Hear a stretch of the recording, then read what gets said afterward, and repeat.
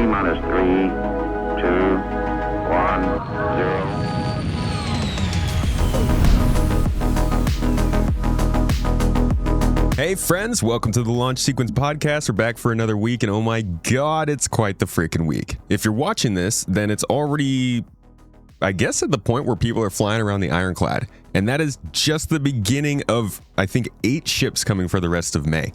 So, I am joined by one of the best ship reviewers there is in the industry.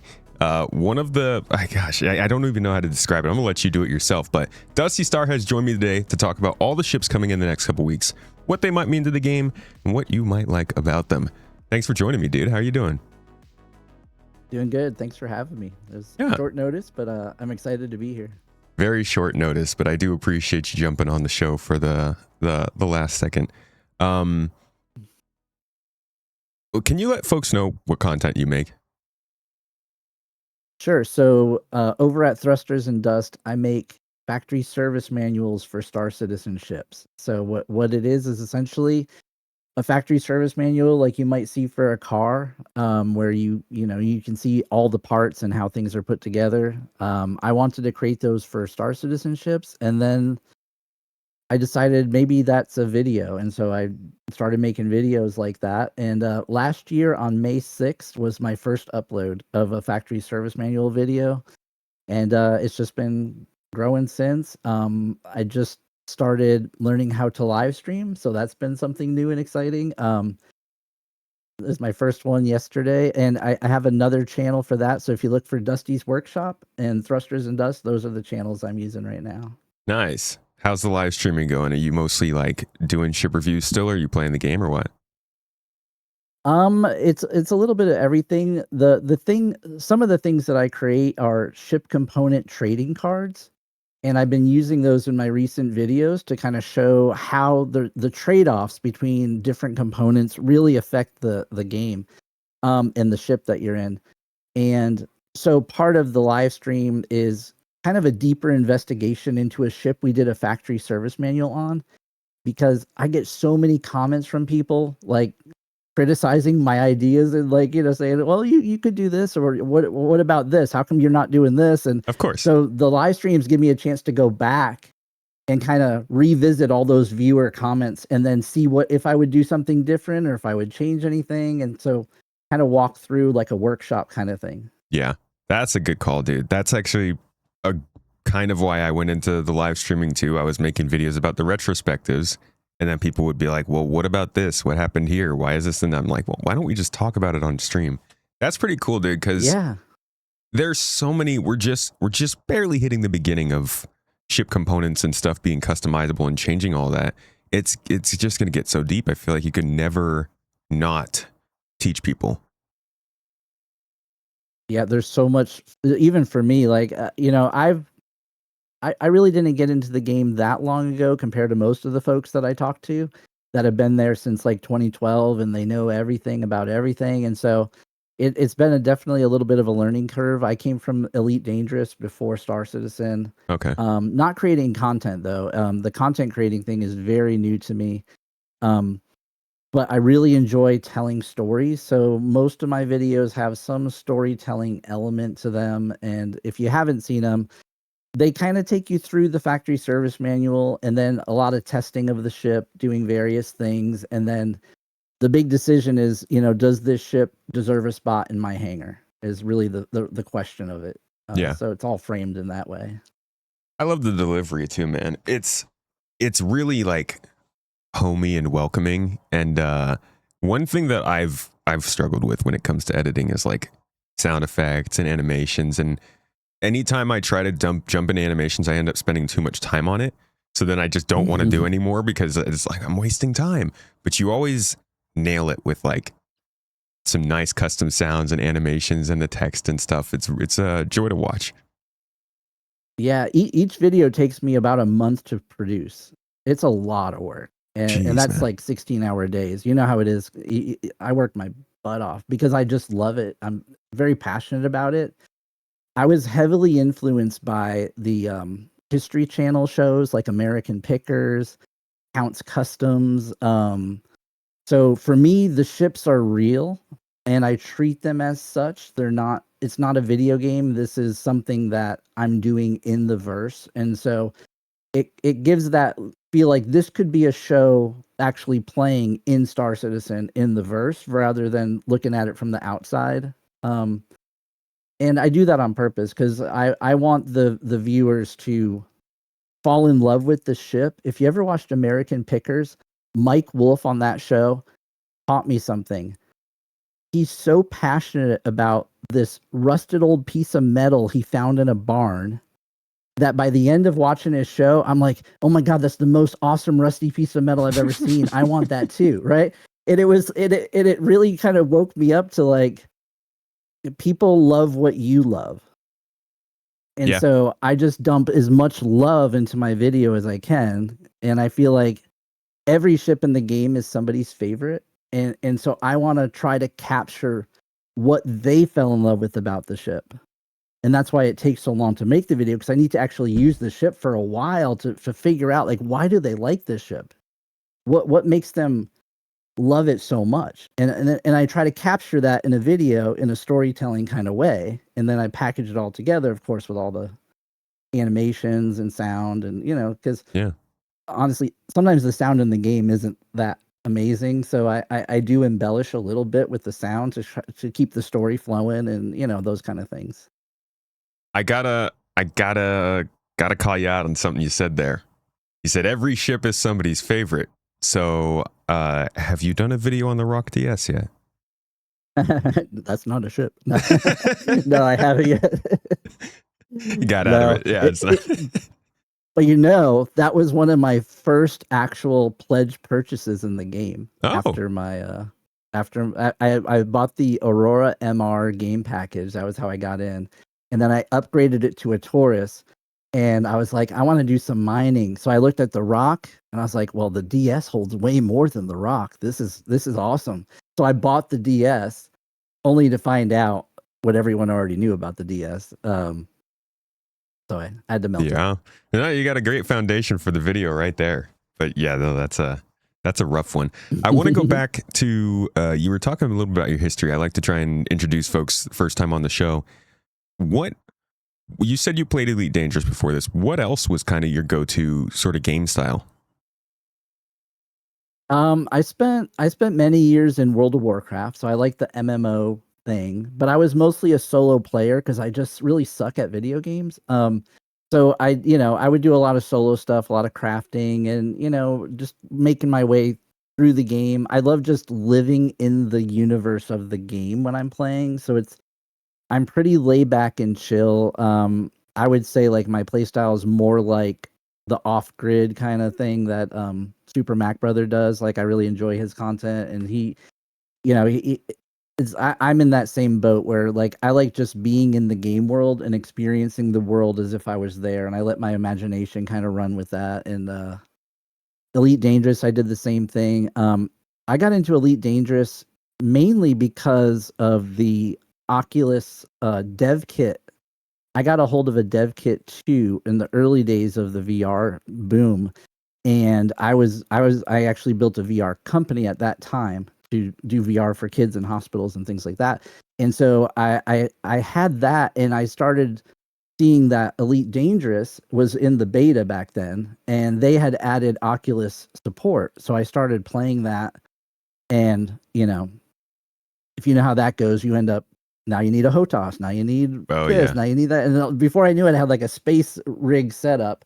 And I also did a lot of Flight Simulator. I like Flight Simulator. Again, just cruising around, doing whatever. Like I don't do the hardcore RP stuff or anything like that, but just chilling. That's the thing for me. Like playing a game has to be fun, and just being able to chill out in a game and enjoy the world that's being presented to you is what gets me the most excited about it. Yeah. I think that's what drew me to Star Citizen, really, was the idea that I've played all these games throughout my whole life, but a lot of times these games will like show me the lore, they'll show me the backdrop, whatever planet I'm flying past, whatever spaceship's being used by other people, but it's always just a visual. And Star Citizen lets you kind of, to an extent, at least so far, live in it more. And I think that's pretty novel. Yeah, I think that was the thing that got me too. Because like in Elite Dangerous, when you're in VR, there's something magical when you're in like a Type 9 and you turn around and you see these doorways Mm-hmm. that you can't actually go in, but you look Yeah. around in VR, you can see they're there, right? You get up out of your chair, you kind of walk around and you're like, I just want to go there. Why can't I go back there? Like what's back there, right? And VR is kind of scary because when you have the headset on and you have your headphones on, like you are completely oblivious to what's happening outside you.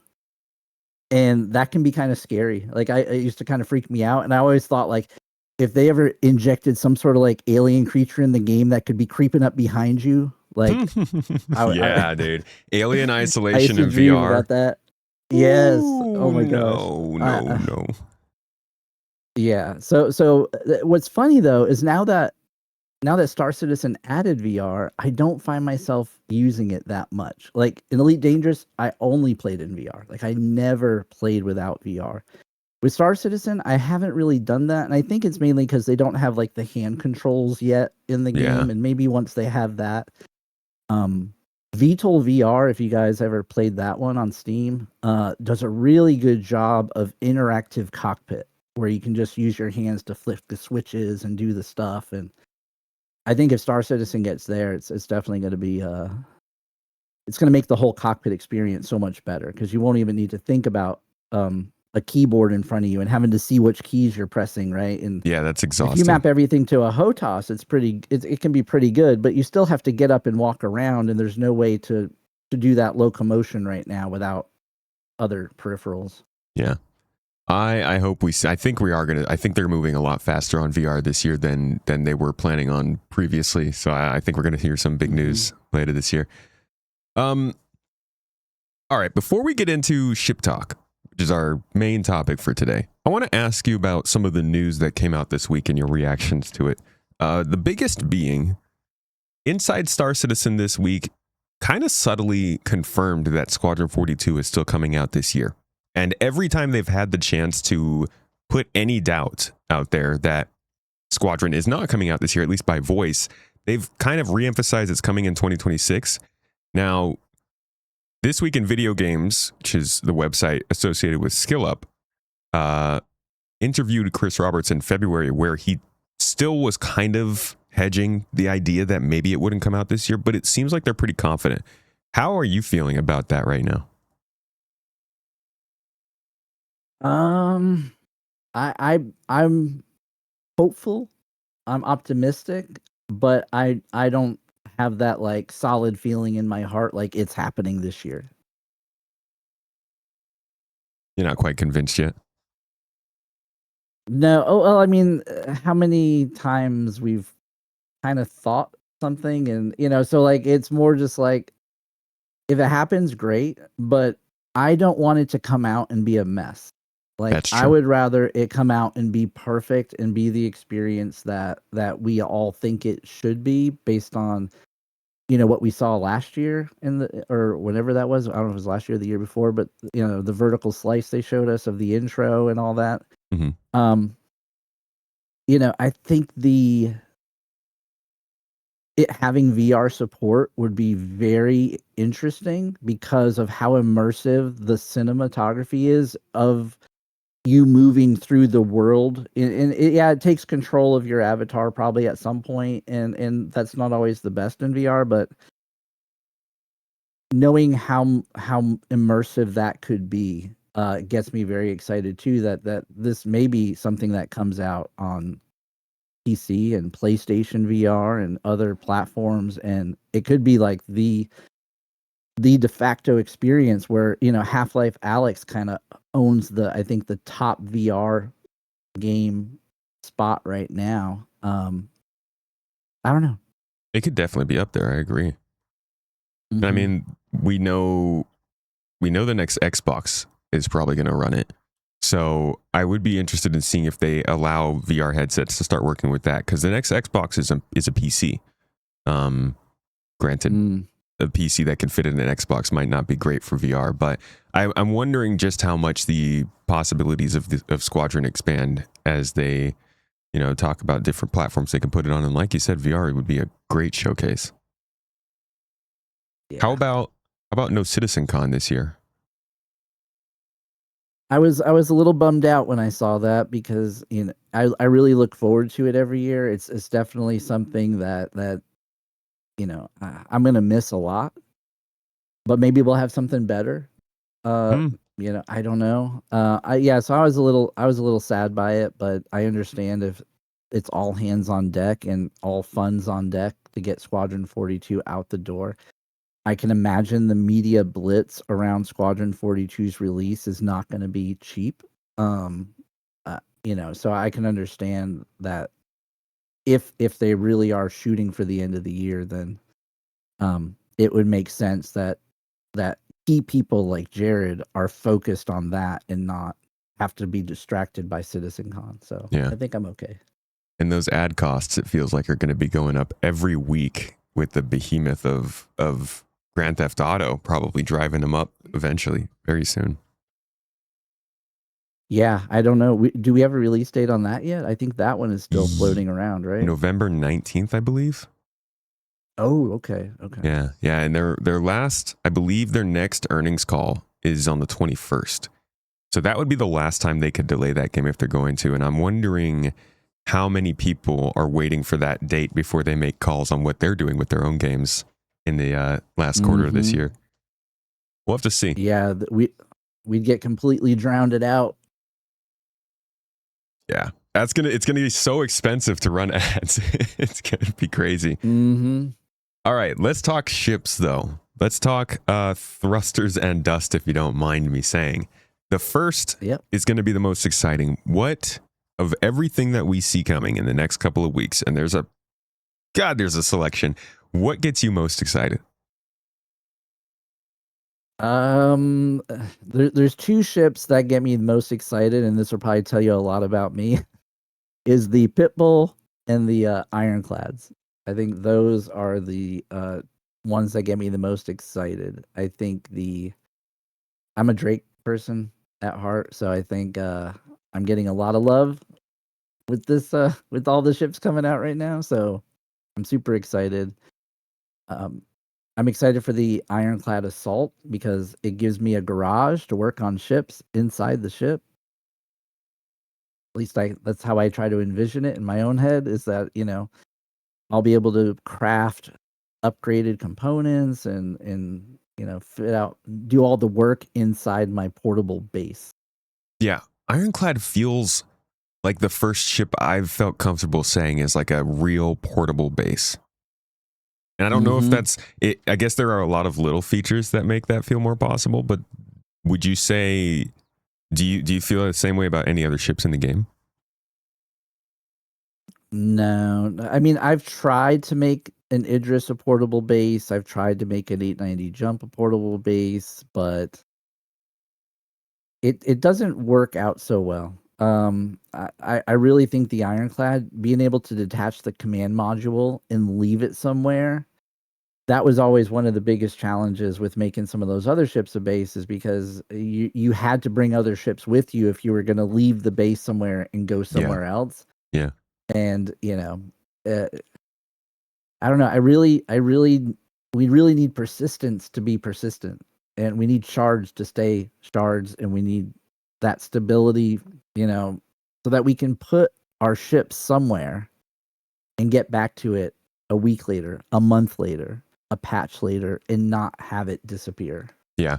And also going back to what you said about if you want to have a base, you have to go and get another ship.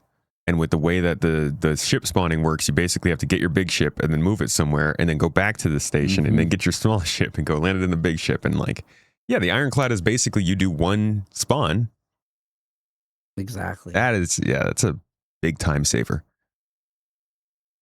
Yeah, and the thing is, you could spawn the ship, load it up with everything that you think you need, and then go take it out somewhere. And just being able to detach the command module is pretty cool. Yeah. I'm wondering how it's going to work with the waypoints. When you detach your command module, will you always have a waypoint going back to the Ironclad? I would assume so, but markers in this game can be a little broken. Yeah, you know what I really think would be a cool feature is if you could backspace the command module and it reattaches and you spawn back attached to the iron. Oh my gosh. Just like when you backspace yourself to get back to your house, like you could backspace just got to imprint to the command module, get it in the medical bed and then have it save its state. Have you I don't know enough about the background of some of this stuff going back through the history of the program, but do you think they're going to sell us Ironclad and Caterpillar just the bodies without the module? So you could have 2 or 3 bodies without having to buy the whole ship, like just buy the in-game even? I think the ship will always come whole. Yeah, I think they'll probably, from CIG themselves, it'll always be sold whole. Maybe they'll do that, in the game for AUEC. Mm-hmm. I don't know. It feels like it'd be really difficult to advertise that. It comes across with the same problem that I think they would have if they offered ship packages or game packages without ships, which I personally think would be awesome. I do think they should try that eventually. I do too. But you have to very, very, very clearly let people know, if you buy this, you can't use it. like you're buying an Ironclad, but it doesn't actually have the ability to fly if you buy this package. So I don't know. Yeah, that's a good point. If you were, there's things you buy in the store today that you can't do that with. Like you could buy a module for the Retaliator, right? Yeah, you're not wrong. I see where you're going with it, because if I want to have a trailer park out on Microtech somewhere with just a whole bunch of Ironclads out there, and I just fly in and I rent them out to people and they use them as their workshops. Could be fun. That'd be nice. Would you be able to call them mobile homes though? Yeah, I think so. Yeah, I guess mobile homes aren't even that mobile anymore these days. Right. What gets you with the pit bull? That was kind of an interesting surprise for me. I love the smaller ships in the game. I love tearing them apart. I love tinkering with them. I love ripping all the components out and upgrading them. And the smaller ships are just, I don't know. There's something about a small ship that just has more charm, it has more character. The bigger the ship, the tougher it is for me to kind of attach to it. I think the small ships, especially the Drake ships, I love the Buccaneer. I just love the design of that. And this gives me those Buccaneer vibes, but in a compact Fury kind of way, where you could, drop this into any ship. I think it'll probably fit in the Starlancer attack bay even. I don't know. Yeah. It looks like it could. So I think there's just a lot of potential for that ship. For me, getting a lot of use out of it. I feel like I use the smaller ships more than I use the bigger ships. Unless I'm doing something with the org. It's usually, I don't know. I usually end up pulling out small ships. It's definitely more of a fighter and not necessarily a go places, do stuff, and then get your loot and fly away. This doesn't look like it's going to have any storage, right? Yeah, no, this would be more, just a runabout. Maybe it's got some external storage. We'll have to see. Do you think that we're getting too many fighters? I think the first thing anybody's going to say here, well, not anybody, but a lot of people are going to say is, oh, another fighter, more shooting ships. Yeah, we do have a lot of fighters in the game, but I think we are in a space game which has space combat as one of the primary features, and people expect it. So it doesn't worry me so much, because we do have a lot of industrial ships as well. And most people, I think most people say I'm an industrial player, but I'm sure sometimes they get online and run bunkers. They probably run some combat missions. They do. I think everyone dabbles in everything. I don't know that, even though I'm primarily an industrial player, I enjoy running out and doing some ghillies missions and testing ships, and I'm terrible at combat, and that's okay, but it's fun, right? You can't just do one thing all the time. And maybe some people can. Some of the miners are pretty hardcore, but I think people dabble in all different gameplay. You got to pop heads every once in a while. Just adds color to the day. Yeah.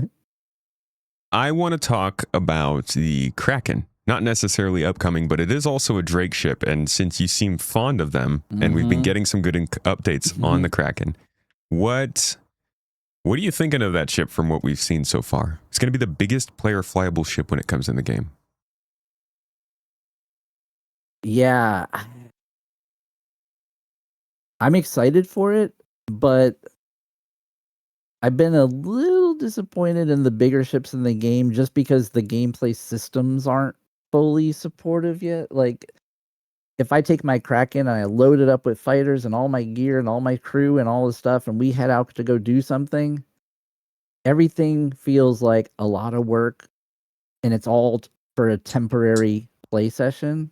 Like, it's not like it's still going to be there wherever I leave it, and my crew can just join back into the ship wherever we parked it.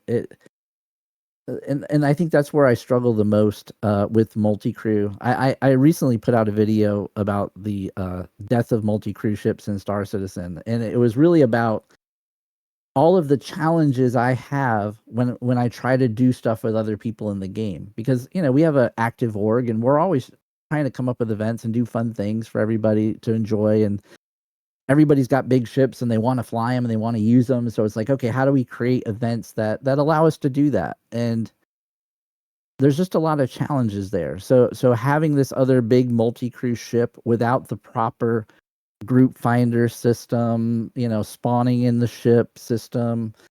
I think something they showed in Arena Commander a while ago where you could join somebody else's ship by selecting a seat on the ship that was available. Like being able to log into the PU and see your org there and be able to click and say, oh, they're all in the Idris right now. Let me go spawn in this Idris in this seat.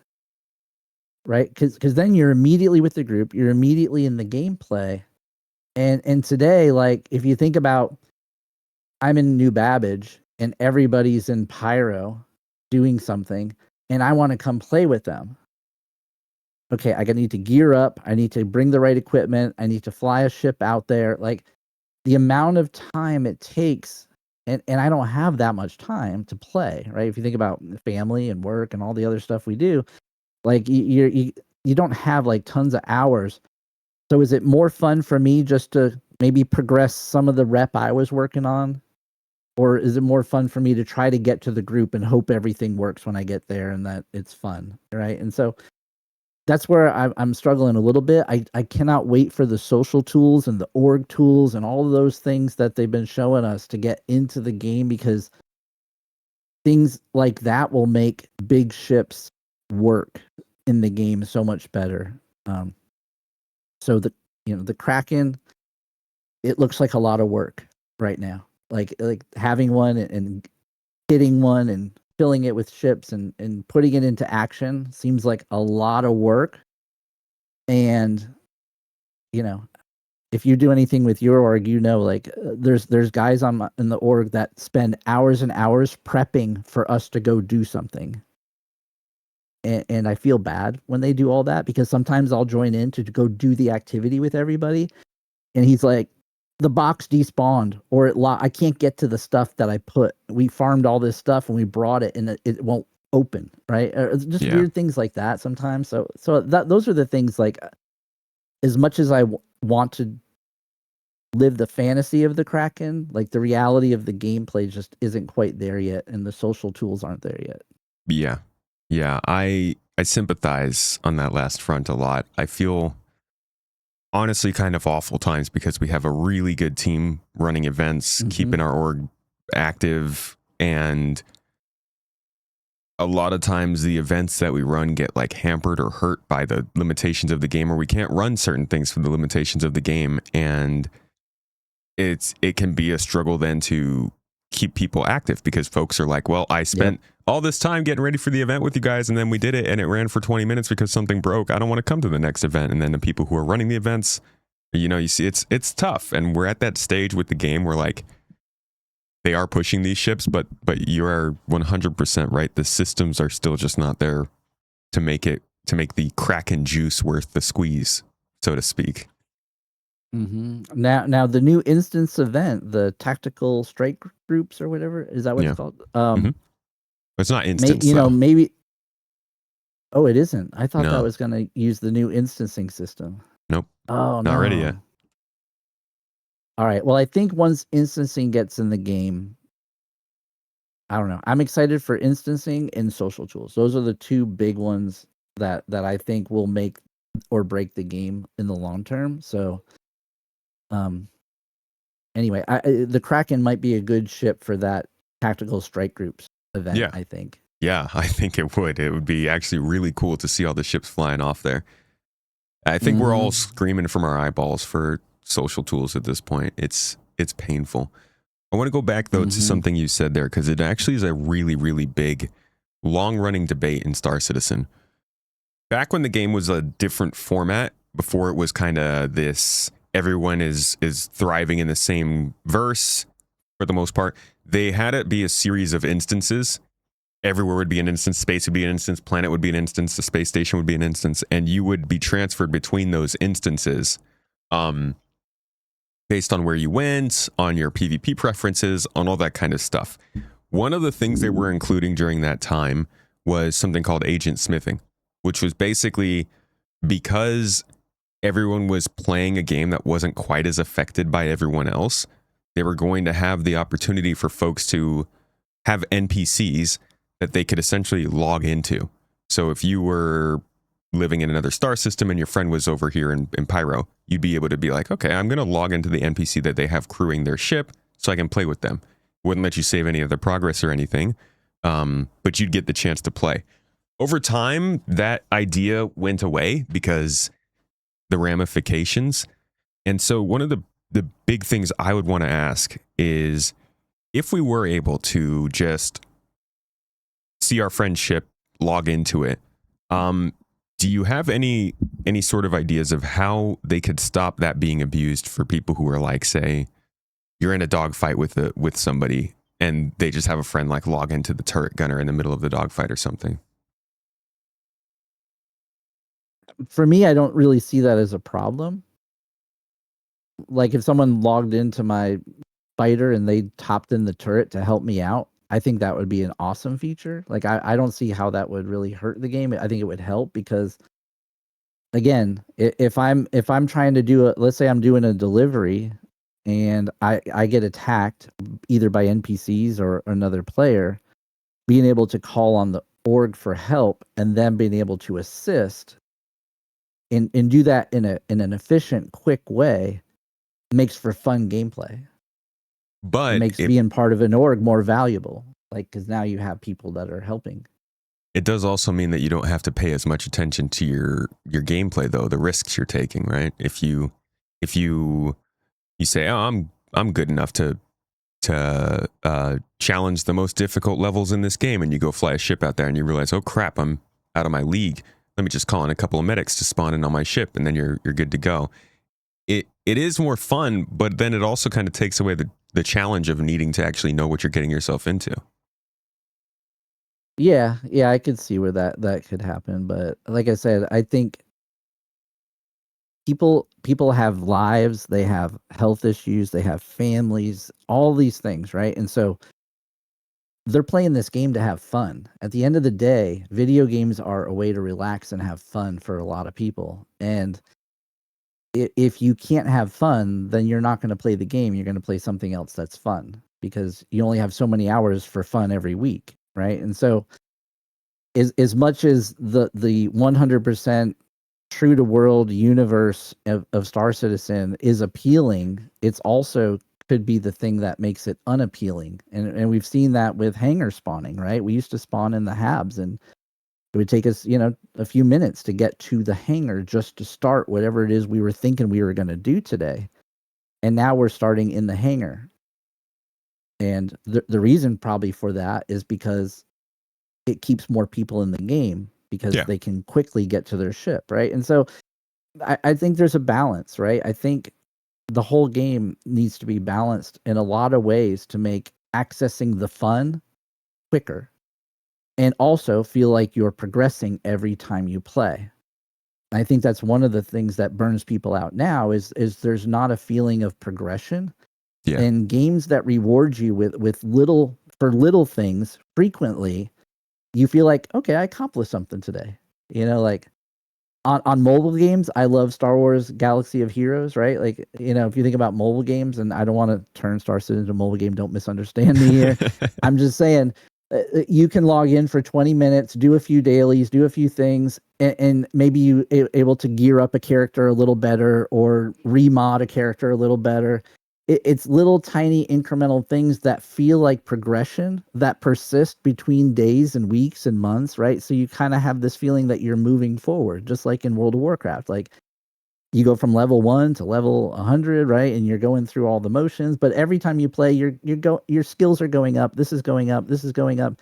So you feel rewarded for the time you spent. And I think people get burnt out on Star Citizen right now because they want to play the game so bad. They want to do stuff so bad. They keep going and doing the same things over and over again, but there's no progression, right? There's no sense of, I accomplished something today. That was good. I moved up a little bit. Okay, that's good, right? And I know it's an alpha, so those systems aren't there yet completely, right? And I'm sure they will be at some point. So I'm all for making getting to the fun as easy as possible. We'll have to disagree on that, but I do agree with you that you need some good progression. I call it the Civ effect, just one more turn. When you're like juggling a bunch of things you're working on, there's always like something else is going to finish in a little bit. So you kind of you want to jump back in a couple days and keep that going. I 100% agree with you there. And I think they've really dropped the ball on reputation, using that to give us something to kind of shoot for and work through. But I'm hoping it gets there soon. TM. But yeah, I think there is a lot to be said about creating fun environments for everyone, even if they are building a game where it's challenging to get to your friends or it's challenging to get to the fun that you want to do. I 100% agree that we need features that allow you to minimize those things. One of the things that I'm most excited for is for them to normalize our ability to log on and off from ships. Not necessarily like any ship, but just like so that the default of restarting the game for people is not just logging back in at the hangar. It feels like you're just starting over every time. And I think that does hamper that progression feeling you're talking about a lot. Yeah, and they've mentioned that they want you to log out and log back in right where you were when you logged out. And so I know that's in the cards, and I have a lot of confidence in Benoit and the team to execute on all of that. I think, we've seen some serious progression when it comes to the dev velocity of releases and what they're capable of. And I feel like the team is really tight right now over there, and I feel really good about the leadership with Benoit. They're definitely doing better than they were before in terms of coherency. It's like the stuff they're releasing seems to all be related instead of just random shots in the dark. Yeah, and they're focused on the right things, like getting the transit refactor done. Like there's things that just have to get fixed. I know server meshing was the big bottleneck for a lot of this, because until they knew exactly how that was going to play out, they couldn't really work on this other stuff. But now that is kind of flushed out and they have a really good idea of how that works, seeing all the old missions starting to come back, knowing they're fixing the transit stuff. I think that's going to create a whole nother level of immersion in the game when that is really solid. And then the instancing, I think, is another thing that's going to change the game so much and give us scripted events and give us a way to participate in missions that are much deeper, because when you walk into that building, you're in your own little instance, so things can happen for you and storytelling can happen and characters can talk to you, and like the level of things you can do when you're dealing with an instance localized to a player versus having that have to appear for everybody at the same time in sync is a big deal. And so not every place in the game needs to be viewable by every player at that moment, right? And I've seen that. There was another Star Wars game that did that. I forgot the name of it, but it's a multiplayer game, but when you walk into certain rooms, you're by yourself. Was it MMO? I thought that was, yeah.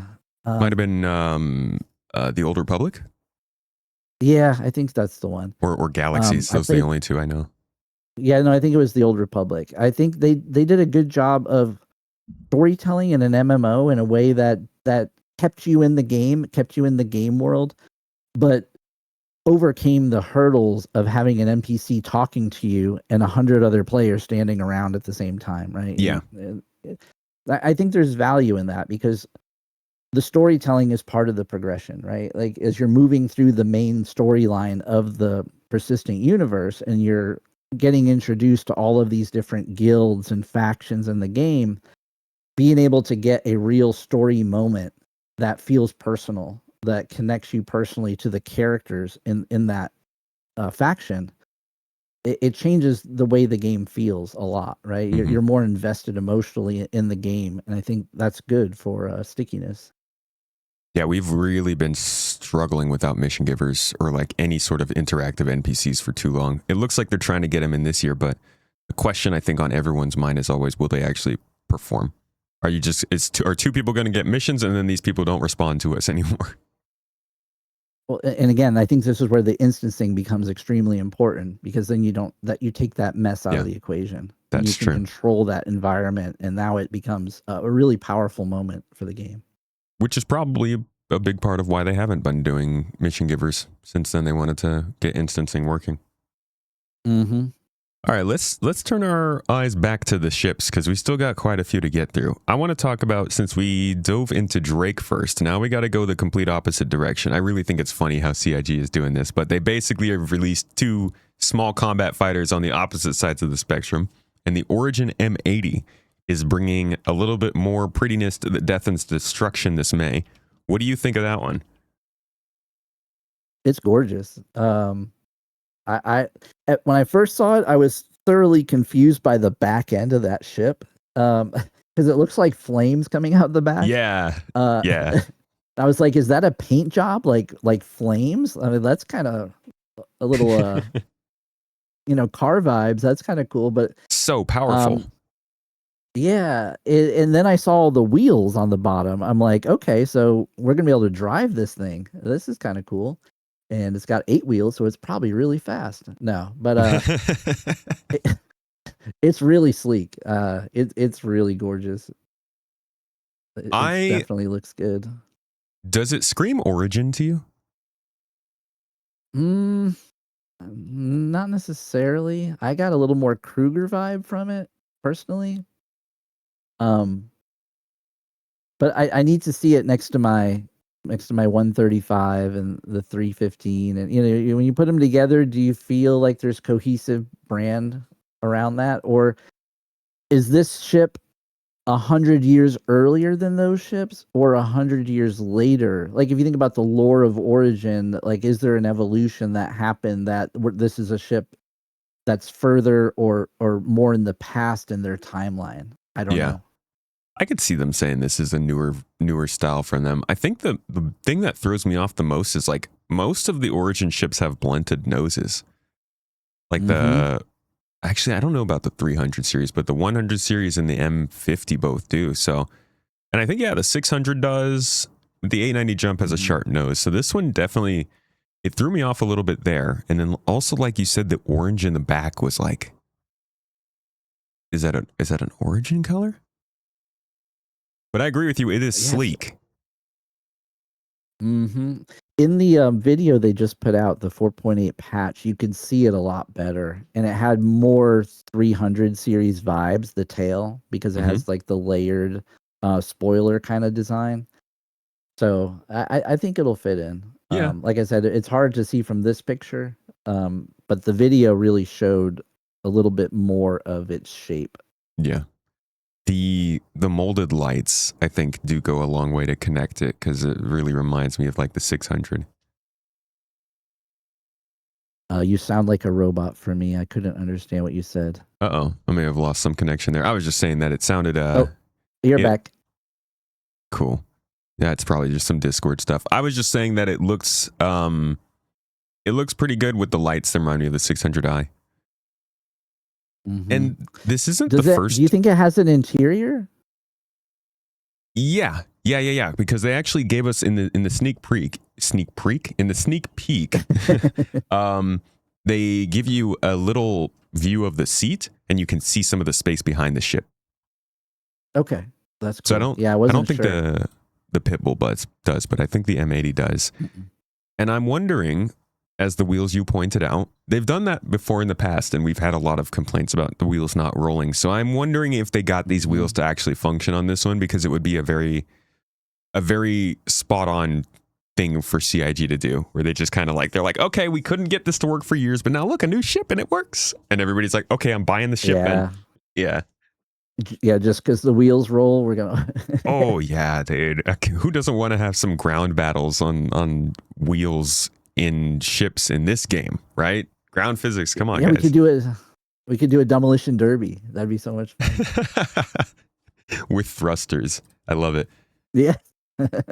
Yeah, Origin, I was really hoping would have a generalist ship. Obviously not coming out of Invictus, but I'm wondering who that generalist might come from now, since Origin seems to be out of the running. Who do you think might release it this year?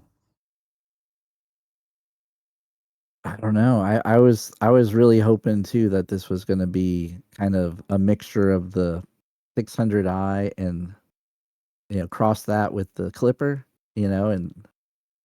but I want a big generalist, right? Not a little one. We got the Clipper already. We need one that's a little bit more has a little more space. But I don't know. I don't know. Like, I don't think a military generalist makes sense when you think about like Anvil. Like, it doesn't make sense. Drake, we have one. Would we get another one from Drake already? I don't think so. Yeah, who I don't else think do we so. got in the running? Argo doesn't make sense. As much as I think that would be a lot of fun, I just don't. I don't think Too industrial. Argo makes sense. Very focused. Yeah. So maybe we're getting another Origin ship. I think this isn't the end. I think my top pick is CNOU. Oh, of course. Yeah. Like a 60-meter consolidated Outlands generalist ship. Yeah, yep. I think so too. I think that would be, but that one is gonna have to have some sort of base building mechanic at some point. Okay, that's an interesting one. The supporters chat in the chat room right now is suggesting the Forge. What if they actually said the Forge was like a generalist, but it also could do all the stuff that they talked about? Yeah, that makes sense. I could see that. I could definitely see that. That would be interesting. Weird. It's hard for me. Help me understand a little bit, guys. What is base building versus crafting? I mean, base building is just crafting buildings, right? Like, it's got to be. It's just crafting with a blueprint. It's still a blueprint. Are you gonna have a blueprint for a building, or is it just gonna be? Okay, yeah, because all of this feels so No Man's Sky to me. I played a lot of No Man's Sky too, and like the blueprints, the base building, the crafting, like all of those things. Like, yeah, it's more cartoony, but just think about the systems themselves. It feels like it's going to be similar. If you have a blueprint for a building, and then you have a blueprint for your stuff, and then you have your crafting machine, your refinery machines. I feel like we're kind of reinventing that in the Star Citizen universe a little bit. To an extent, I've noticed it fairly commonly in any space games that have crafting. So another one that I played was Astroneer, and it was kind of the same. It was like you'd explore a little bit, you'd find some resources, then you'd be like, okay, I can now craft a refiner. I carry this around with me. I put the other resources I find in this refiner, lets me craft a base, and then like you kind of progress through the tech tree. And right. I'm excited to do it in this game because obviously this game is freaking huge and everybody just wants to go find their own moon, and it's like you said, like you like the off the grid, you know, you're developing and progressing this like civilization for yourself on some moon somewhere. Yeah, it's like part of me is excited about that, but part of me is not. I don't know. There's something. The thing that used to frustrate me the most about No Man's Sky is once you started building a base, the game stopped being about exploration. And the magic of No Man's Sky for me was the exploration part of it, like going out, finding some new system that you never seen before. But now you got this base back there, and it's churning out stuff that you need to go do stuff about. And yeah, you can hire NPCs but it made me feel locked down. And so I got to the point where I stopped building bases at all in that game because it started feeling like a different game for me. I think No Man's Sky really struggles from being so big. That is such a great draw to it, but it's kind of like that surplus of choice problem where you get too many options you can't choose. And I come up with the same thing as you. I'm like, I want to just fly and explore star systems, but I built this base in this system. I don't want to go too far away. And I do think that... you kind of get locked down. It's like you got a family now. Gotta feed the kids back at home. Yeah, you got to go home now. Oh, man. I'm hoping Star Citizen as a smaller game doesn't emphasize that so much, but I'm also hoping that Star Citizen, with how big the ships are, kind of encourages you to move your home often. Like, maybe you found out there's like this new storyline in a star system and you're like, well, maybe I'll go set up a home there for a couple months and I can do all my resource grinding there and I can explore caves out there. And like, I'm hoping that they make that fairly easy for people to do. Yeah. I see chat talking about the No Man's Sky portals, right? That makes it easy to move around from base to base to base. Yeah, that's fair.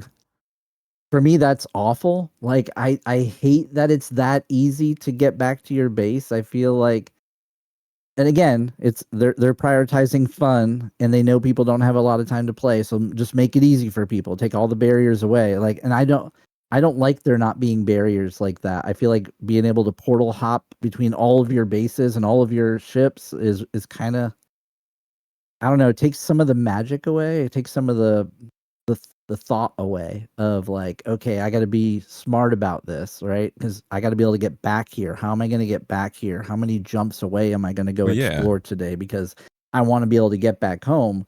Where now, any system you jump to, even if you're 7 jumps away, you go into a station and you're immediately can pop back into your home. Yeah, and it's like it's a little bit. I know why they're doing it, but for me, that does take some of the fun away. Because I would rather have that concern personally. I like that the concern. Pressure. Like I'm getting too far away. I got to be careful here. Like let me be smart about this, right? That was kind of I enjoy those things, those trade-offs. That was kind of the crux of that agent smithing disagreement people had that I was talking about earlier. But it also does kind of go back to what we talked about with like a friend being able to spawn on your ship immediately. It can, I feel like it's in that same area of discussion. And I'm wondering where they draw the line there. Like there's outside of how many features they need to get working, how much stability they need to get into the game. There's like these crucial design questions that they also have to deal with and figure out what's right for this. Not jealous of their job. For sure. No, it's hard. It's hard to make everyone happy for sure. All right. I've got I want to jump to, I think maybe the most surprising ship that we're seeing coming out this fleet week. Not the most hyped, okay? I know, I see you, Ironclad. We don't forget about you. But the Aegis Tiburon is, as Jared said, a shark with a freaking laser beam on it. And we've all been kind of under the impression it was going to be a Hammerhead variant, which, maybe it is. Maybe it's got the same interior and stuff. But the outside is looking quite different. What do you think of this laser beam multi-crew combat ship that's coming to the game next week? This ship took me back to a movie called Shark Boy and Lava Girl. A classic, You know the shark bro. ship? Oh my I god. love that movie. Oh my gosh, it's such a good movie. But he has a shark ship in that movie, I think, and they use it to go fly to Planet Drool or whatever, right? And when I saw the picture, that's what I saw. I saw the Shark Boy ship. I don't know. I don't know about this one. I don't like ships that cross into that cartoonish kind of feeling. I like it when they look real and industrial, like the Argo ships. Maybe in person it looks much better. It could just been the way they did the photo. It just felt like cartoon Shark Boy ship. So I don't know. We'll have to see it in game in how it comes across. I think it definitely looks way, way better in motion, like when they showed it in the Inside Star Citizen. Here's the ship he's talking about, by the way. This is what you're going to be flying around to go kill Xenothreat nowadays, folks. You excited for it? There it is. Yeah, that's the one. I do have a picture of the actual ship, though. So this is kind of from the front. And I saw this and I was like, wait a second. I can see the hammerhead shape here. Because clearly it's got that kind of wide, long look, but it's just designed to be something entirely different. You can see the cockpit down underneath still. It's got a couple turrets in the places where the hammerhead does, but it has a very interesting like shape on the back, and I don't think I have any pictures that really show that here. Besides...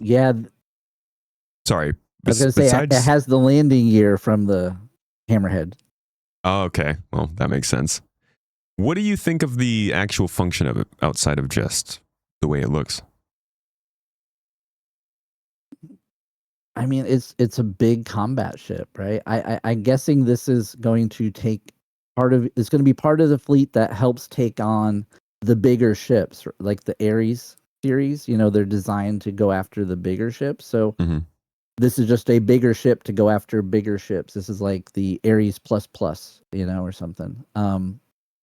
I think. I don't know. I like I said, until I kind of get my hands dirty with it and go through it and see what it is really about, it's hard for me to judge it yet because it's just so unique. But you know, initial take is it's a big Ares Ion. We don't know much about it, so I totally get the approach there. What I'm curious is, there's a decent picture of it. Yeah, it does look. Hold on, let me pull this up for you because this is interesting. Somebody said it's a hammerhead with extra steps, and it's got this interesting like shape to it. Man, this is not easy to pull up. It's got this interesting shape to it. You can see kind of like in the middle, it has two big prongs sticking out. It's got a weird shape. What I'm most interested in though is CIG did they want to rename this game Beam Citizen? Do you think they're just trolling us at this point? Oh man.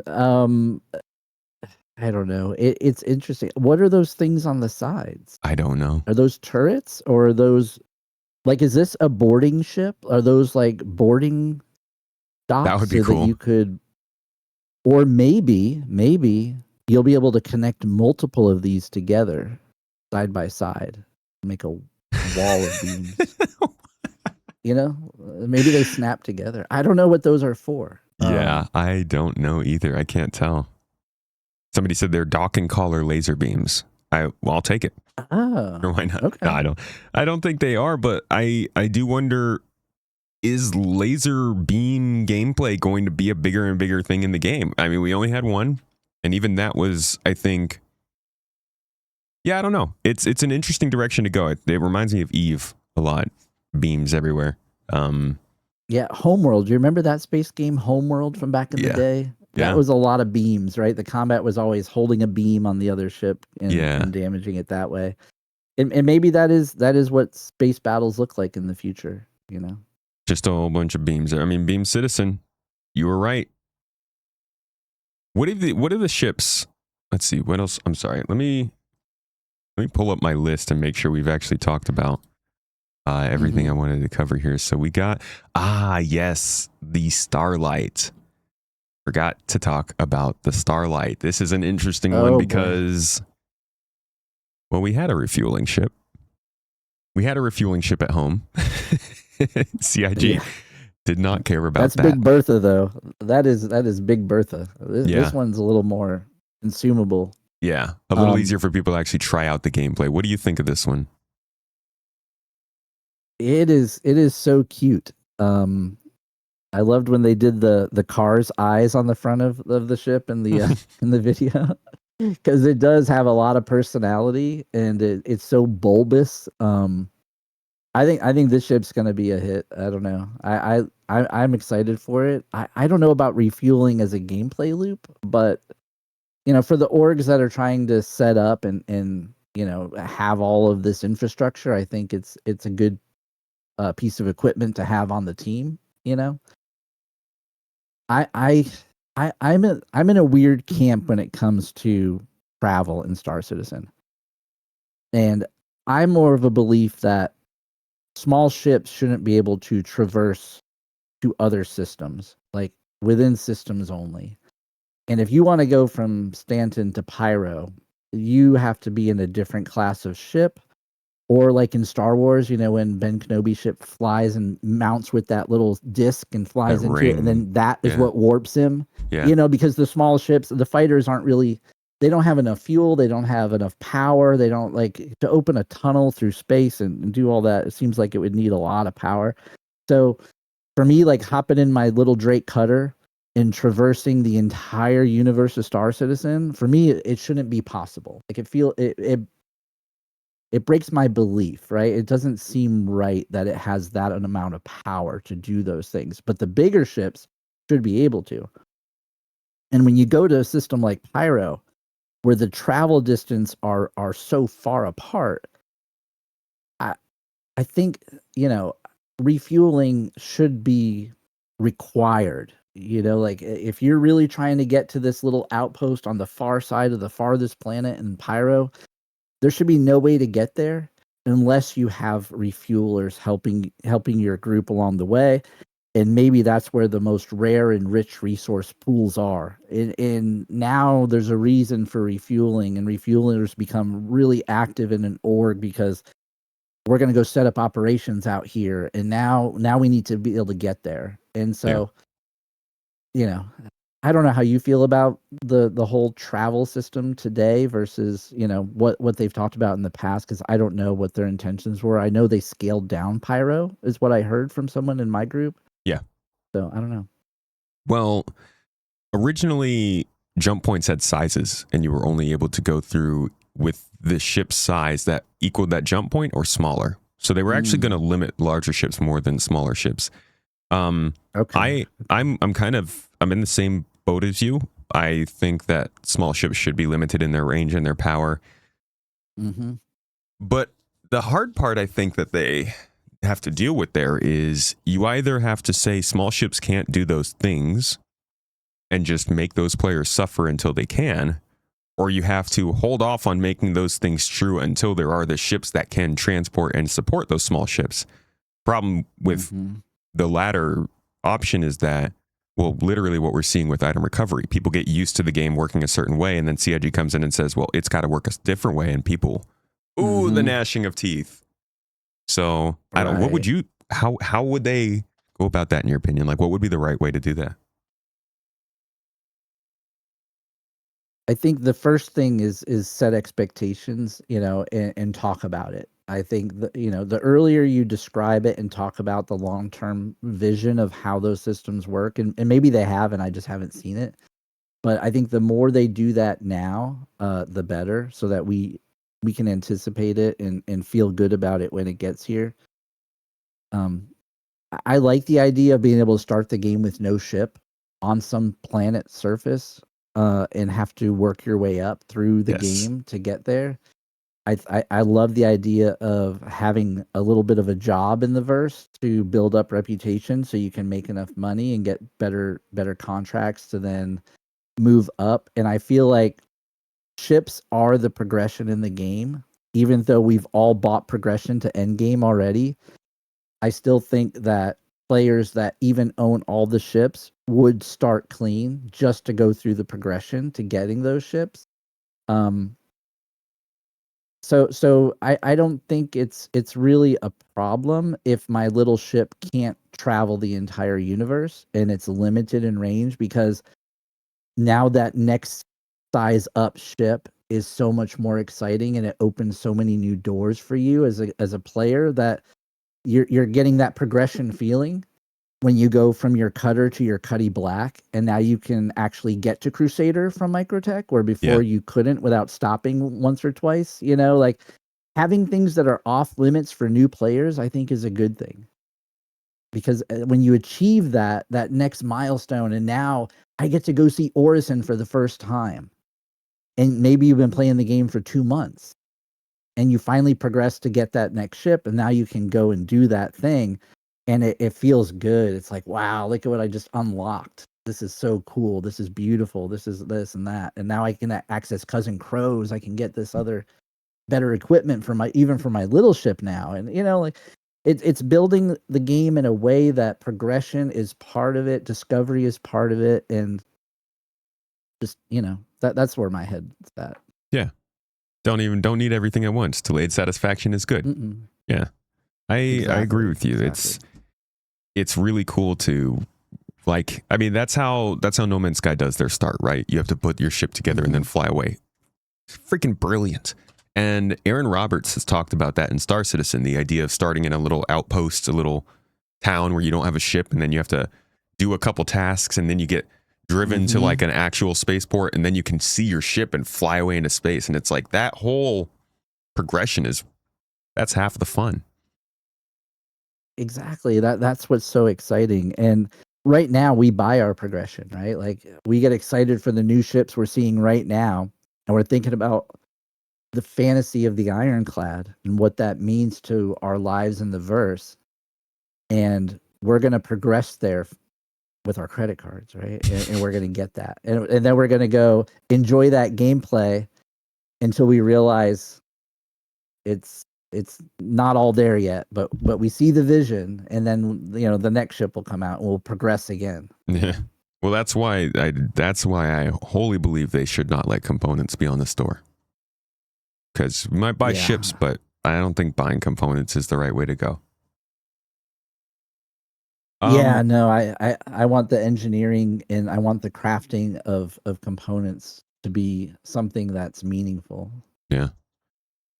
So with the Starlight, this is bringing a profession that has been in the game for a while, refueling. It's been an option, but it's been a little bit broken. The Starfarer itself is not a fun ship to use. It's very big, it's hard to find, and it's not that common.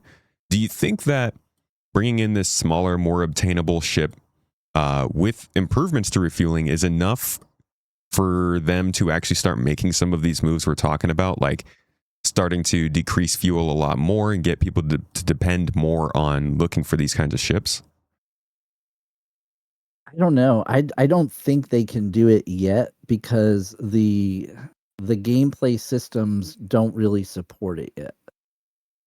And what I mean is, if I want to go to Hurston and I can't get there in my ship, and I need to get someone to refuel me because my starter ship was not a refueling ship. Like I have the Aurora Mark II as my first ship in the game, and I can't get to places because the fuel's been limited, so that I need either help from another player or I need to progress enough in my home system to get a bigger ship.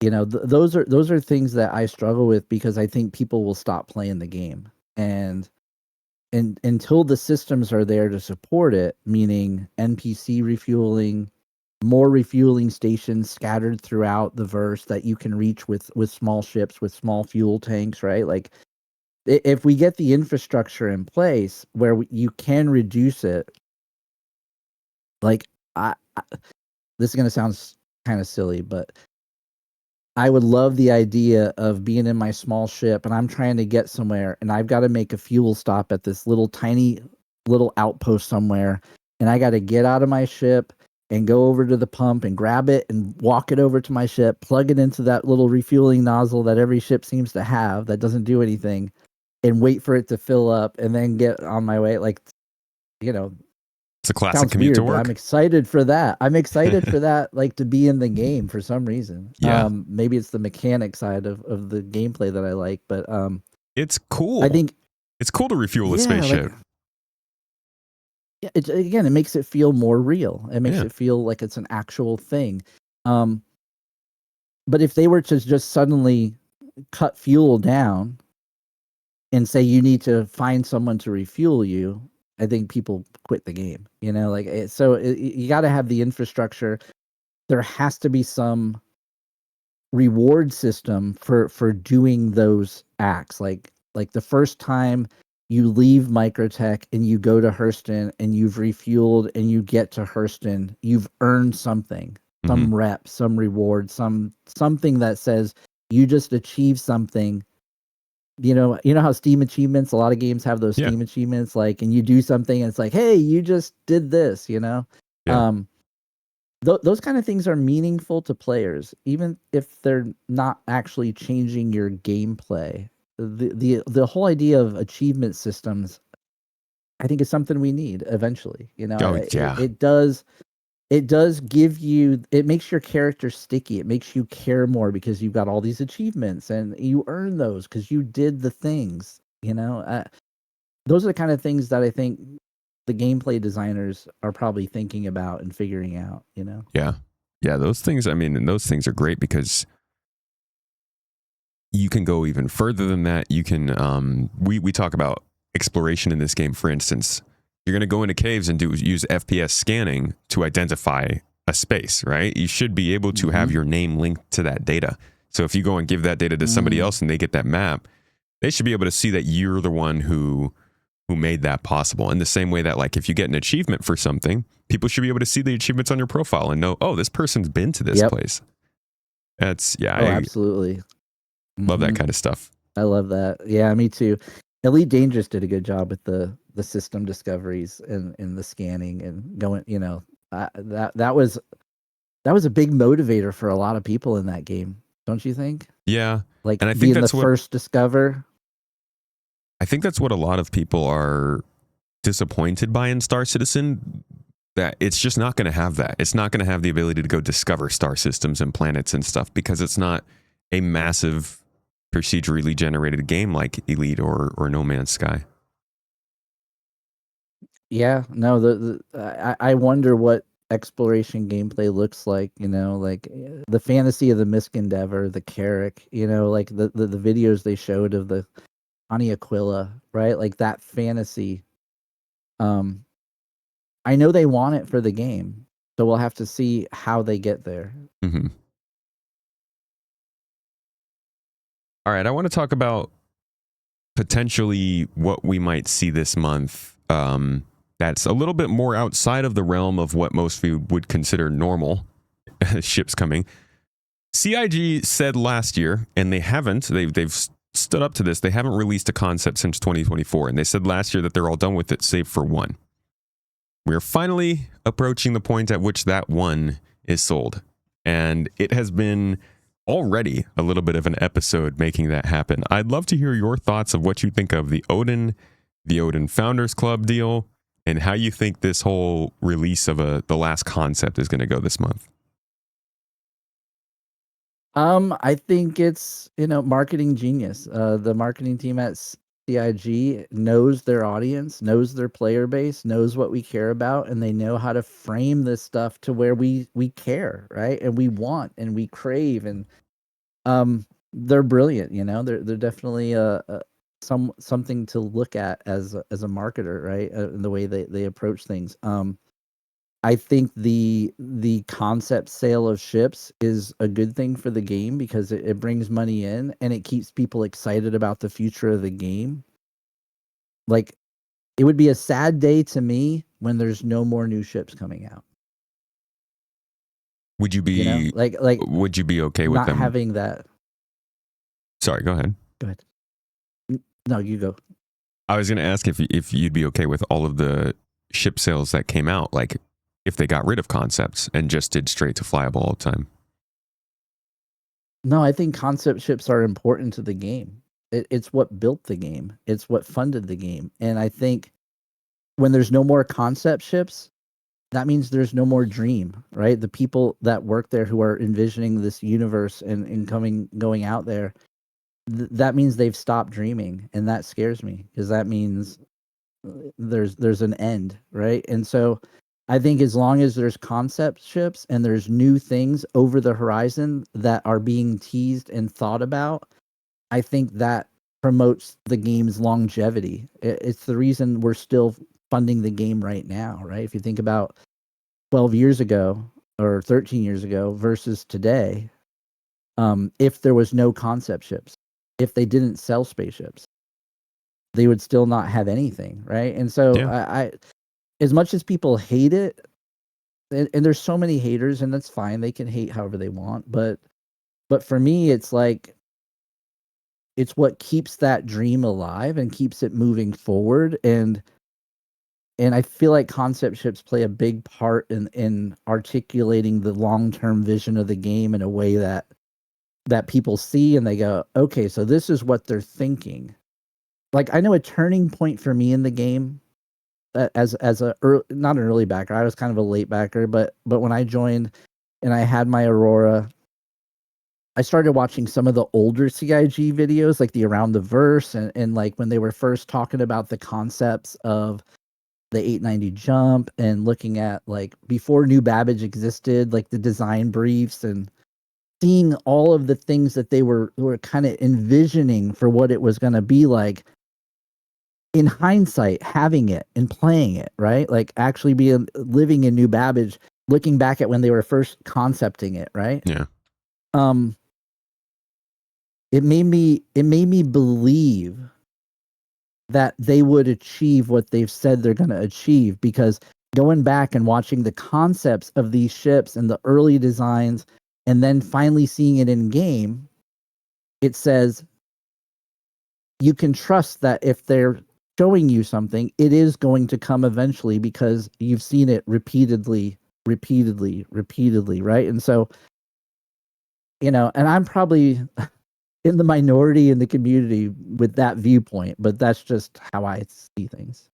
Well, I think it does. A lot of people would respond by saying a lot of times the concept ships come out and they've been changed since the concept, which I think is something to definitely expect. It's not like you can, I don't think anything that's conceptual ends up being made real life the same way, but it does. I mean, for instance, I tell people not to buy concept ships because you don't know how it's actually going to be in the game when it finally arrives. People who bought the Vulcan are probably sitting here wondering, okay, now there's the Starlight for refueling at that size, and like drones are a little bit up in the air, like, is my concept still going to be the same? So I hear you, but at the same time, concept ships also can kind of change throughout their time. Yeah, it's true. Look at the concept for the Mercury Star Runner versus the little chubby guy we got, and the Carrack, looked like a bird, and now it looks more like a penguin. It's like, to me, that it's okay because the game is still in development, and I'm okay with those things. It can be disappointing and a little frustrating, but I don't think it's that big of a deal because you're not coming into it like blindly. Like the game's been around long enough that you can look at the past and understand what could happen in the future. Dusty Star, you think people are looking at the past? You think people are doing research? It's all out there. Like, everything's out there for you to see. So if you're gonna drop, $2,000 on a Javelin or $3,000, whatever it costs, like you should know what you're getting into by now. I don't know. I agree with you there, but man, people don't look into this stuff beforehand. There's new players that come in hard and heavy, don't you think? Sometimes, like people, like, they just discovered the game yesterday. And then they're like, when's the next ship sale? I want that ship. I got to get that ship, right? And they're just like so excited to go. And then, like, they come in hard and heavy for this game, and that's a good thing. It's a good thing. Yeah, I do think though that the marketing, like the way that they're marketing these ship sales, obviously is part of that. And you're right, they put out a lot of info about how this is all going. And at some point, you gotta lay the responsibility on people who are opening their wallets for doing that. But at the same time, it's just like, yeah, it's just there's a lot of complications with how people are spending money on this game and how the ships get released, and the idea of selling these ships. I don't know that that's going to be acceptable, even if the game is unreleased for most people. Especially the concepts. I think the ships themselves, like when they announced the Pit Bull and it's coming to the game next week, that's different. But I do feel like CIG is making a concerted effort to get away from concepts. Yeah, it could just be that they're trying to get to an MVP of 1.0, and that is an important milestone for everybody, I'd imagine, at CIG. Like the day that they say 1.0 is out, that's massive, right? Like it's massive for morale, it's massive for all the backers. It's a big deal. But I don't personally have an issue if they release another concept ship at 1.0. Like, because to me that says they're seeing a longer term vision for the game, and there's something progressing. Now, if they never make the ship, of course, but they have made the ships, right? And so like I think maybe I trust them more than I should, and maybe people think, oh, Dusty's super gullible if he believes anything CIG is telling you, but I looked at the past and what they've concepted and what they've put out, and now the Kraken is coming, right? Like things are happening. They are happening. It's not nothing's happening. So it's like, it's hard for me to say like, oh, they're selling you a JPEG. You're never going to see that ship. That ship will never be in the game, because they've kind of done that this whole time. And yes, they do show up in the game, right? And so it's hard to just discount that and say, they're scamming me. You're not wrong there. They've proven that if there's anything that they're good at, it's at making, marketing, and releasing ships. They're never not on time when it comes to a ship sale. I'll give them that. But I do think that a lot of people would love to see the gameplay as the thing that kind of sets their expectations and ambitions for the future. But dang, ships are fun. I can't disagree with you there. The ships are freaking fantastic. On the back, though. On the back of this Odin release, CIG is likely or possibly going to hit $1 billion crowdfunded by the end of this month. How do you think that's going to go down in the grand market and the news that comes out of it? And how many articles are going to be highlighting that the game is not out? $1 billion. No release date in sight. Well, I mean, that's money they've earned over the course of the entire project. And so I would say that if I was an exec at Microsoft, I'd be looking at Bethesda and Starfield and saying, where's my $1 billion from Starfield? Like I think it sets a different expectation for other game companies on what it costs to produce a game and how to fund a game. And you saw what happened with Ashes of Creation. Like they tried to do the same thing and they couldn't make it happen. It's definitely, it's a lot of money, but at the same time, they've given a lot of people in this community a lot of joy and a lot of fun and a lot of dream and a lot of fantasy about the future of the space games. And I don't know. People do what makes them happy, right? People do what they want to do. And if all of the backers of Star Citizen who care about the project want to continue to do that, and at this point it's equal to $1 billion, I just think the number's arbitrary. I don't think it matters. It's just about the continuation of the project, and it's the continuation of the vision that we all are working towards together, right? So I don't really feel like the $1 billion matters that much, but I can see out there, I can see out there in the real world that yeah, people will love to go crazy on this and go nuts on it, and there's no such thing as bad publicity. There really isn't. So good for us, right? It's just going to bring a whole bunch of more people to the game, and they're all going to download a starter pack, and they're all going to start looking up at those bigger ships. So I don't really have an issue with it. I think you're right that when the number is kind of arbitrary at this point. The case, the point is that they make money, and it's funny because people will point to that $1 billion and be like, how is this happening? Why is this needs to be stopped? I remember the editor in chief over at IGN literally said on his tweet, he was like, they can't do this, or somebody explain to me how this is possible. And it's like, you can. People like it. It's hard to both point at this game making $1 billion and say it is a failure when people are still giving it money. But then people will also point to the people still giving it money and being like, why are they doing this? This is crazy, without actually looking at why people are doing it and why it continues to go at $1 billion, which is crazy. But it is what it is. And as long as we all continue to care about the project, in a perfect world for me, it would never end. Yeah. Why should it? Like, if you can keep and it as long going, as we're all willing to do it, if we're all willing to buy the new ships and be part of the experience and get excited about the concepts and do all this stuff, like I said, the biggest fear for me is 1.0, and then no more concepts and no more future looking in the future, right? And to me, it makes me a little sad. Like I would rather not think about that. I think we'll still have plenty to look forward to, because even if we don't have the concept ships, we'll see probably concepts of planets that are coming, of new star systems that are coming, and there's still the surprise of the ships that get dropped, right? Like you still kind of have that anticipation of, ooh, May is coming up. We know there's going to be a couple good ships. Like, what are they going to be? Yeah. Oh my gosh.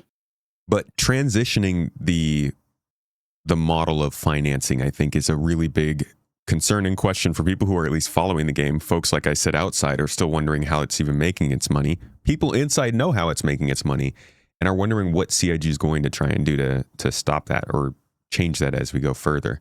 You think they might be able to switch? Sorry?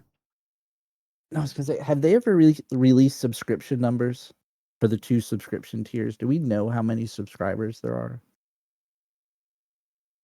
No, I believe the financial report does break out how much money comes from subscriptions, or it might be it might be the store, actually. I don't think it's just subscriptions. But okay. Yeah, I mean that's another model too that they could take. Yeah.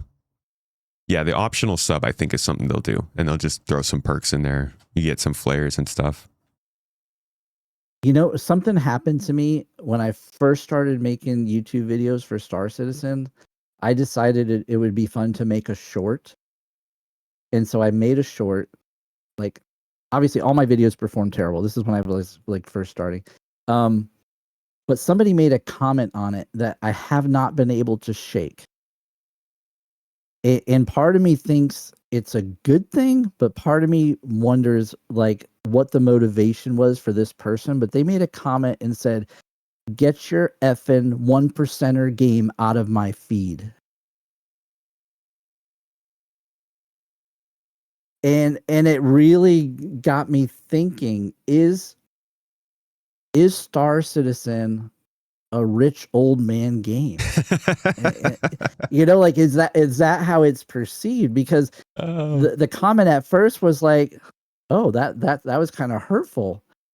And then I started thinking about the people who are watching the shorts feed all over the world and what they might think of when they see Star Citizen content, because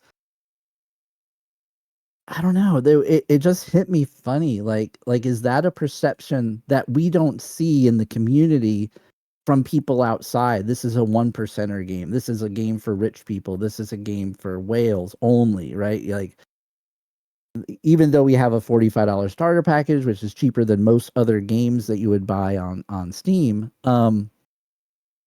it just, I don't know, it hit me kind of funny in that maybe it's true. I don't know. Like, is it Dude, true? Or obviously, anybody who's listening to this, if you are playing Star Citizen, watching this podcast, if you like concept ships, if you're following Invictus Week, you are one of the richest people in the world. Congratulations.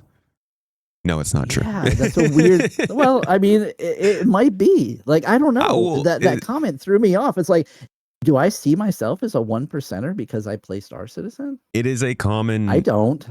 It is a common. Look at our content, right? We spent this whole podcast talking about ships. So a lot of times videos will talk about ships. And generally when ships are talked about, they're talked about by dollar amount, not UEC amount. So even just like the little bits of exposure people get to Star Citizen is definitely like, okay, this game is very ship focused. Ships can cost a lot. It's been in development for a long time. All I've heard is that it's really expensive. So a lot of people, yeah, they think it costs a lot to play, but you also do have to have a pretty decent PC to run it. And I will say that does put you in a new class if you can build a nice PC. But you don't have to be rich. Like, I guess 1% of the world, yeah, probably. That might actually be accurate. But 1% of people who play video games, I don't think so. It's certainly unoptimized. That one has been living in my brain rent free for a long time, that comment, and I don't know why it doesn't go away. It just won't go away out of my brain. I don't know why. It's just one of those things. You know, some things happen in your life and you never forget them, kind of things. Yeah, like things as when you were a kid. You know, like something happened and you always once in a while think of that memory. This is one of those ones that just can't get out of my head. It's weird. I get you. There is some truth to it. I laugh at it and I make a joke about like we're not all rich, but there is some truth to it. This is not the kind of game that anybody can play just yet. But I don't think that's necessarily a reason to like tell someone not to make it. He could just say I'm not interested and move on. Yeah, or just ignore it, right? Yeah. I guess his comment was for YouTube, not for you. He's like, yeah, maybe messaging. Maybe, but who the heck is Sundar Pichai? He's like, hey, I got Star Citizen on my feed. Get it out of here. All right, to wrap things up, I wanted to ask you about a couple predictions, both short and long term. I like to do this little segment on this podcast where anybody who comes on, I ask them some predictions of what they think is coming up over the next few months in the game. And then the next time they're on the show, we put them on the hot seat and let them sit in front of everyone and talk about their what they thought was going to happen. So let me pull up my page and I'll ask you first, just for like predictions regarding Invictus Week. Fleet Week is next week.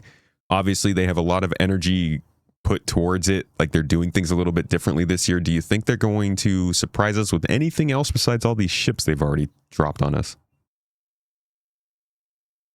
The one thing that would surprise me is the dancers on top of the signs.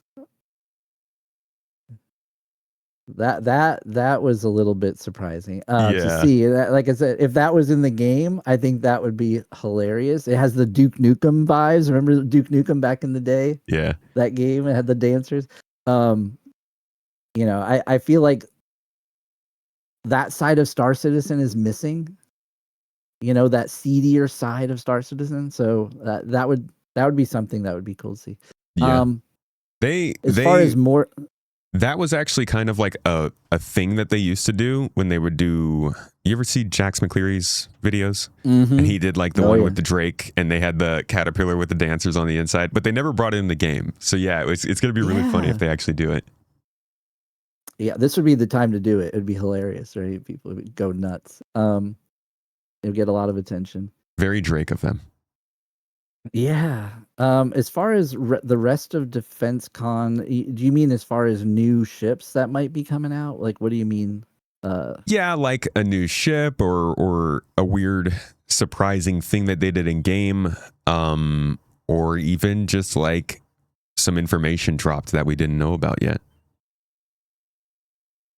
No, I don't think Nothing? so. I Nothing? think Okay. they've shown us the ships. I think they're trying to get our wallets ready this time ahead of time. They're like, don't which is nice, you hold know. off on eating out this month, everybody. We got spaceships coming.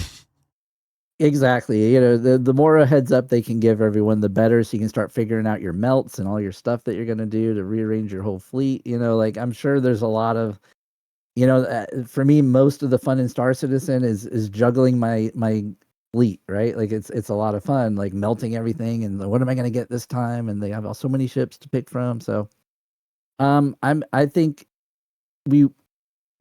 I'd imagine there's going to be some other LTI token, small vehicles, you know, Okay. maybe some ground vehicle or something that would that people will pick up that we haven't seen.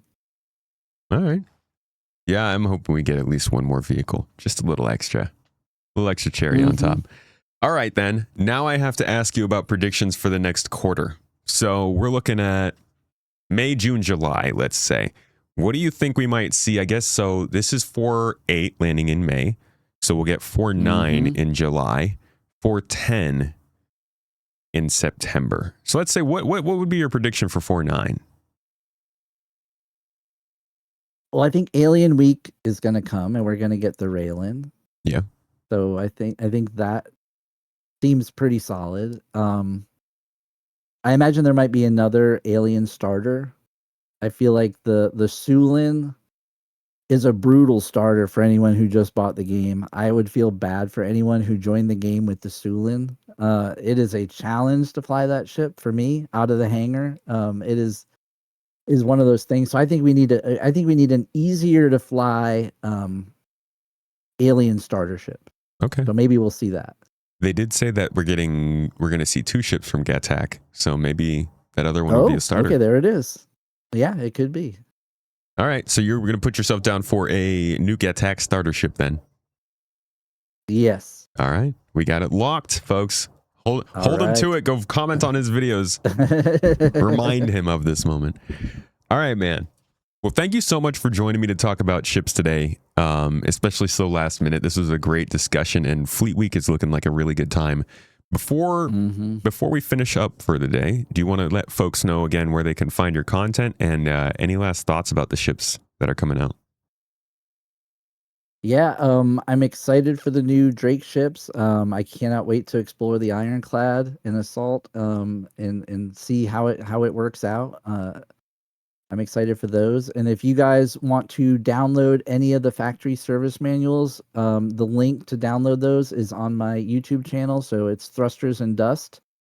And then my live stream channel is Dusty's Workshop. That's where we tear down ships and go through upgrade guides and do some live stuff. So either of those channels, and I've got the factory service manuals, posters, the ship component trading cards. I just sent the 3rd revisions to the printer. So I'm hoping to get those back in the next week or so, and then I'll put a video out on those for you guys, and I'm going to make those available for you guys to get your own printed set of cards. They're slick. Yeah,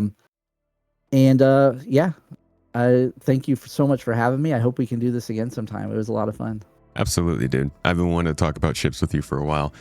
Thank you, everybody, for listening. You'll be able to find Dusty Star's contact info in the show notes down below, as well as links to our other channels. We got a couple other YouTube channels that make content, but also the podcast itself is audio platform available. So if you don't like the video, you don't want to deal with YouTube's ads, we are on Spotify, Apple Podcasts, all the places you might go and listen on your daily commute. You know, I like to throw a podcast on when I'm doing a road trip, and I know you. I see you. I hope you guys enjoyed the show.